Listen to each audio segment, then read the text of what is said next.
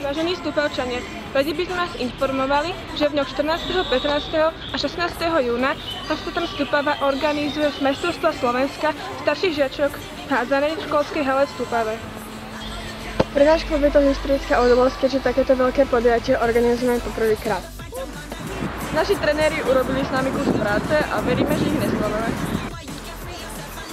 Všetky prázdniny sme vymenili za tréningy, celý rok sme delali a preto veríme, že budeme odmenené.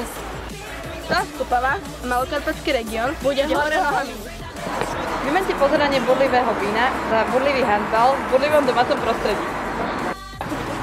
Naši fanúšikovia povinne do zeleného, nech od Michalovec až po Stupavu vedia, kto je tu doma. Príďte na spoločne úspech!